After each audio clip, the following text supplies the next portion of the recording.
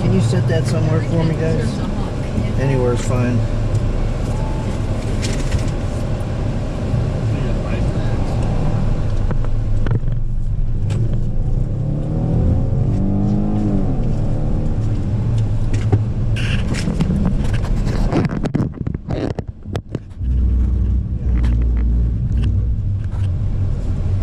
There's the tunnel. That's why I got it out. Doesn't look very long on the map. Oh, it's not. Wow. You're in and you're out.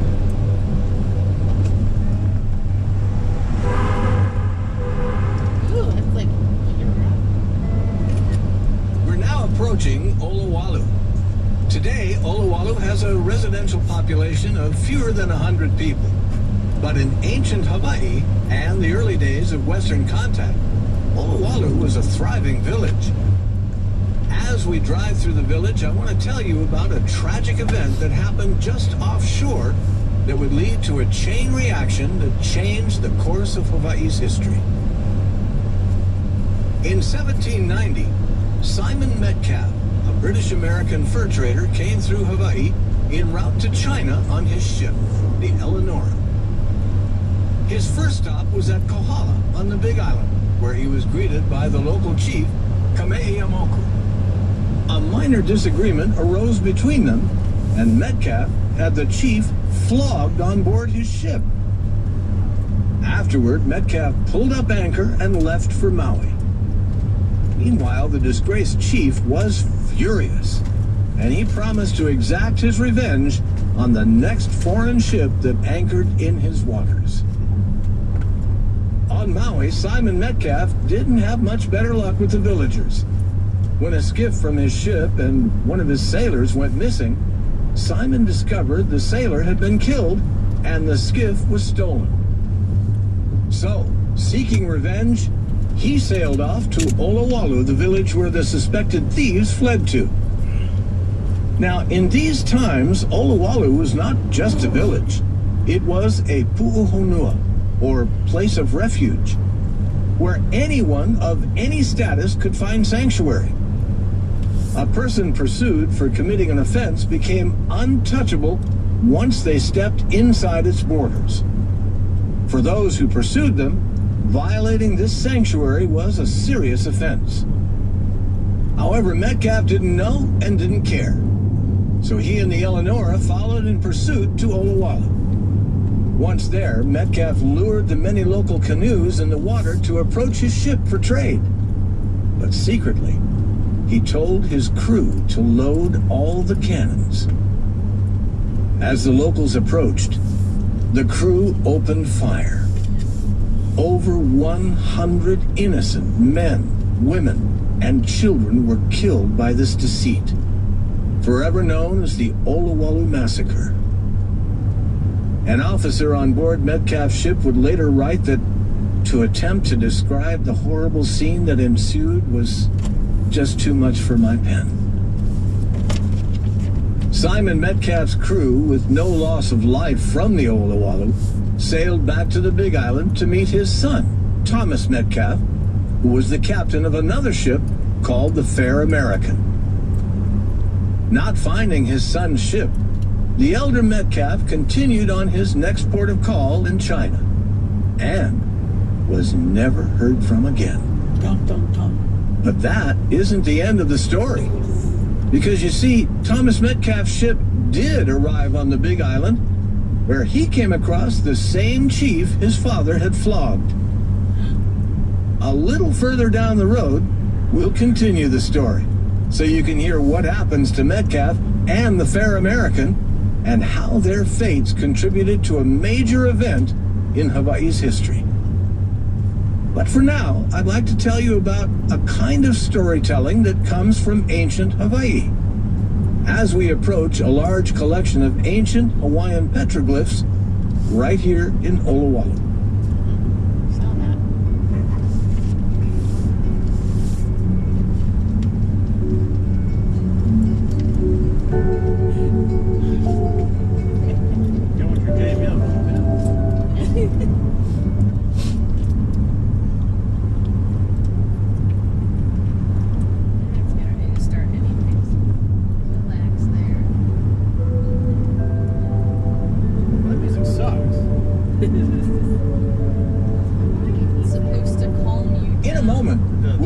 option of taking a short quarter-mile walk to visit some native Hawaiian petroglyphs here on the cliffs of Olowalu.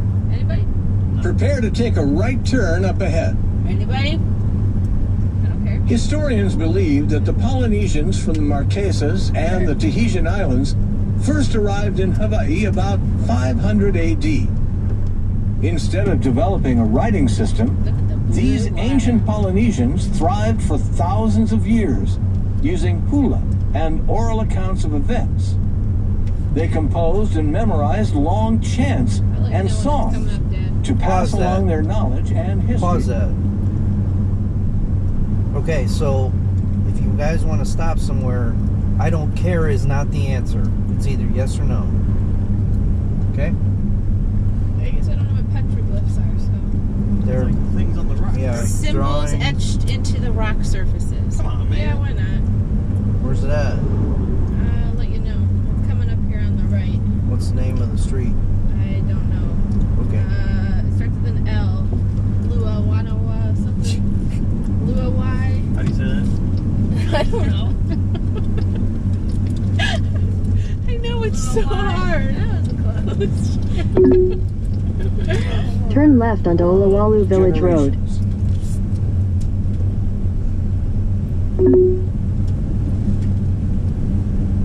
Hawaiians also carved images in rocks that are known today as Great job. All right, let's Great check out the job. petroglyphs. In a moment, I'll tell you where to turn and park. Now, before I do, I want to give you an important word of caution. These petroglyphs are some of the last remaining physical evidence of a rich Hawaiian culture and heritage. So please be respectful of these petroglyphs by not touching them and keeping your distance. Also, absolutely do not make your own carvings or markings anywhere on these rocks. To do so would not only be disrespectful, but you'd be desecrating a sacred Hawaiian cultural site. So, no touch, eh? Yeah, moving forward there.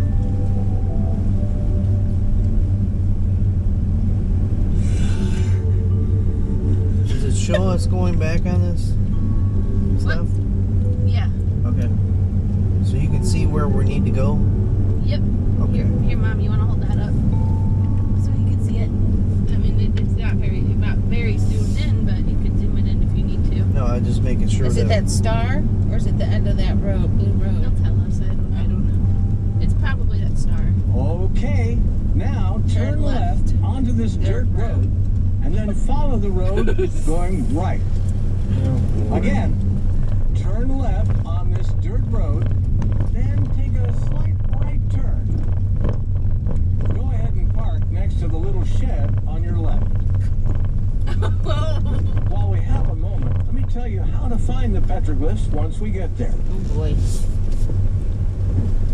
You should have passed a sign that says Olowalu Cultural Preserve. As you walk, Good pay thing attention to the rock Is cliff that the face little on shack? your right. Slowly, you'll start to said see it was. carved petroglyphs. Some are kind of hard to spot, while others are more obvious. Straight that way.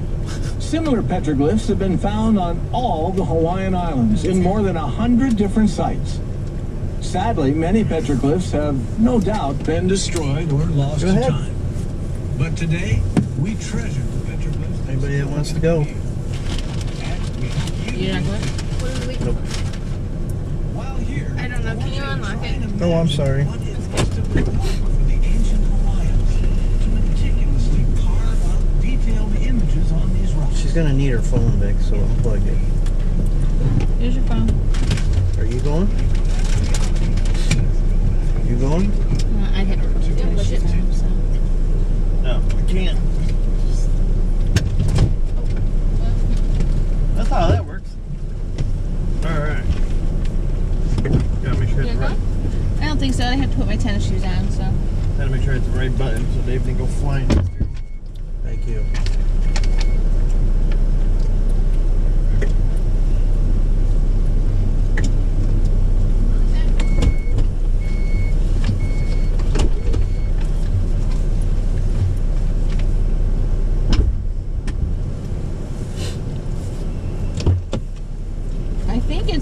gonna say I thought it was this way, but yeah. We'll find out.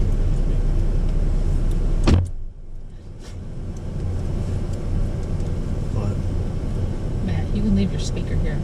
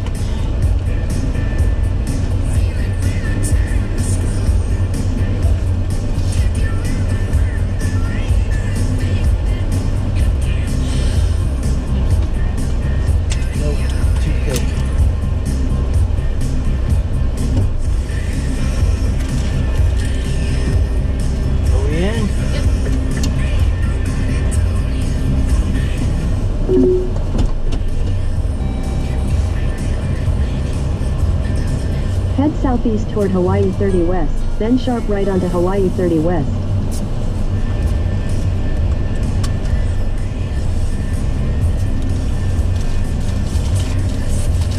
Want something for us, Matt? Turn left toward Hawaii 30 West, then turn right onto Hawaii 30 West. Turn right onto Hawaii 30 West. I'm trying. Man, yeah, it's hard to get out of. Butterfly tools. Continue on Hawaii 30 West Oh, for that's 3/4 where of a mile. that lady got that pineapple drink. It's alright. I'll find one. You hear about Oahu and the Fairbanks story? So I thought whenever we get home, you could rub my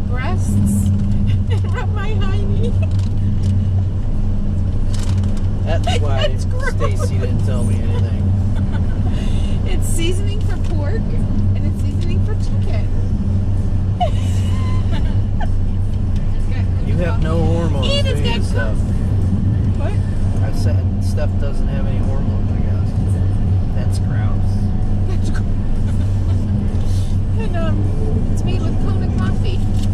Isn't that weird? I can't see. No. Alright. Yeah, Relax. we're going this way. No. Oh. It's not like that when we fall.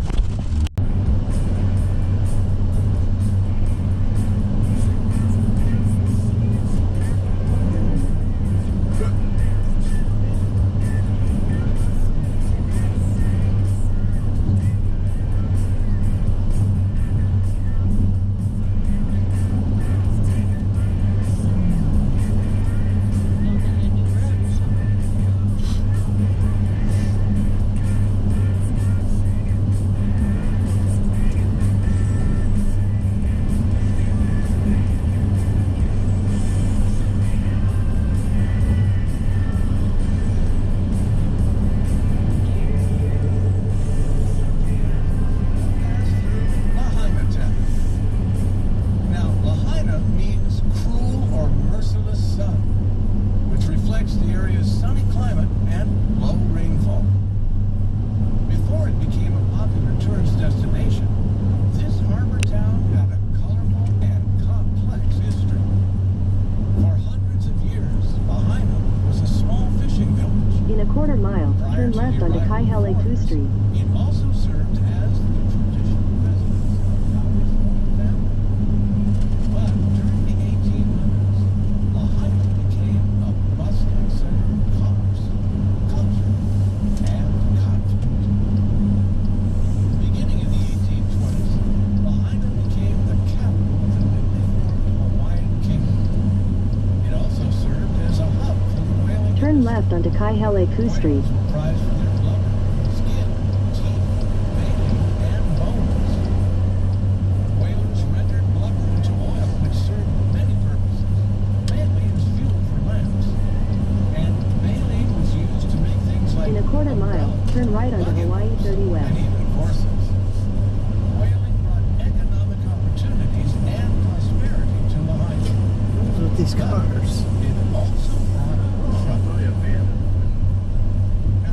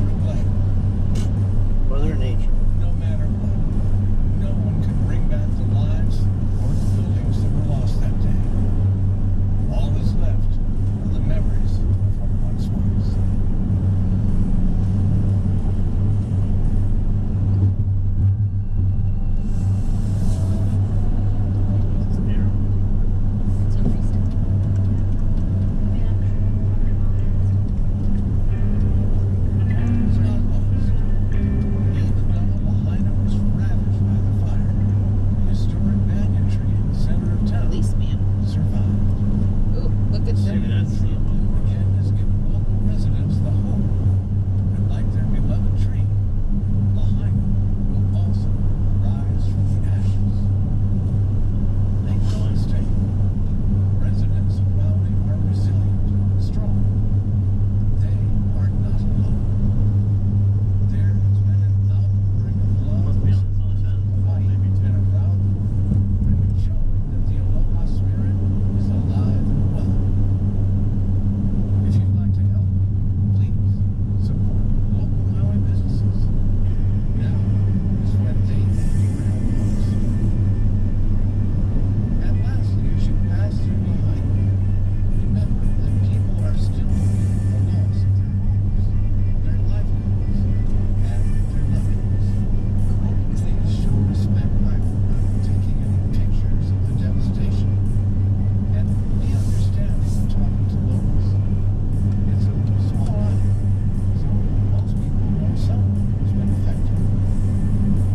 And let's take a moment of silence for everyone lost in the fire. For the healing of those who survived. And the hope of new things to come.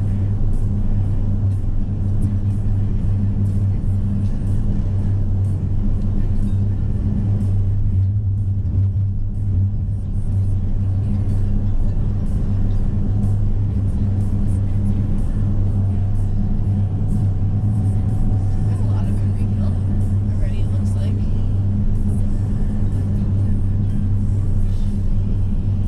Still building. Look at all this. Yeah. He doesn't take long to get it.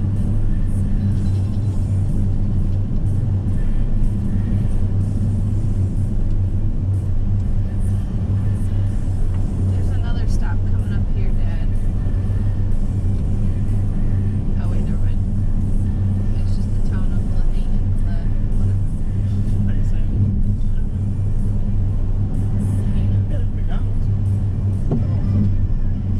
It does not look open, Matthew. This whole thing's gone. All this gone. Tell they were shopping centers. Sugar cane train. Yeah. Missed it.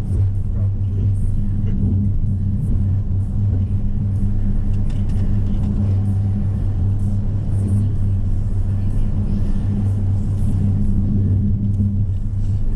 Yeah, but no car.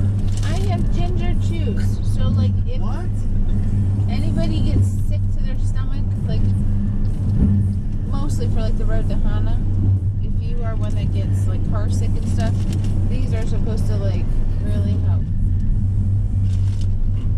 So don't puke in the van, ask for one of these. Isn't that well?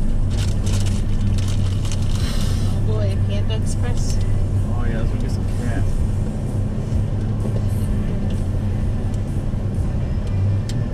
Well, around here they actually might use the stray chickens.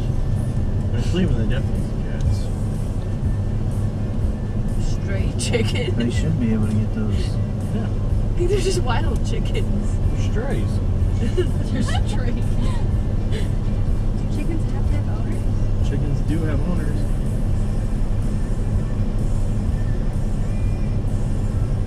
Tyson, the dude, the farmer. What? So are you the chicken owner? Steph won't let me. You know, I might do it one day. We have Why a dog not? or anything for it. The room. Well, we can have chickens, but we're only taking eggs. That's all I want them for until they get too old and they kind of suck. Yeah, that's why we're not getting chicken. We get pigs. That's why you get roosters. But then you don't get eggs. Oh no, you get mix. I'll eat the chicken that I kill. Same with the pig. I'll kill that pig in here too. It's good. Fresh right off the hog. Whenever we were junior, Wes would take Thanksgiving mornings, and we'd bring it back, he'd feather it, gun it, fry it. That sounds really neat. Yeah, it is. Mom made us do it outside. Well, didn't he leave that one lay on the Yeah, kitchen we sink put something. Cut off one of the feet and put it on the kitchen sink. She was not happy. I would not be happy. I could do it with the chicken head, you know. Put on like some toothpicks, prop it up. So we were little pieces. Pellets everywhere. Yeah. Oh, that's horrible. So you would eat a piece and then spit out. I guess it is almost lunchtime. And I was like, this is not enjoyable. And then like they said I didn't know how to feather it properly. So then you're also picking up feathers. You know, it's like Five minutes later. so I didn't enjoy my experience. What's this? Gift and craft fair. Ross. Ace Hardware. Hey, Mom. Is there a certain time we have to be back on the ship, or is it any time? I think any time. That's what I thought. 5 o'clock tomorrow. Well, yeah, but I didn't know if they like closed down the security or whatever for the night at that time or. I don't think so. I hope not. So I don't know the answer. Yeah. Sleeping in the van.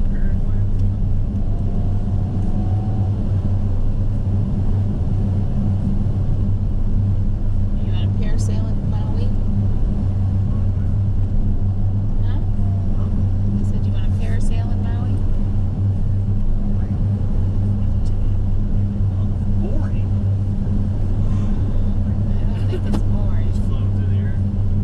Right.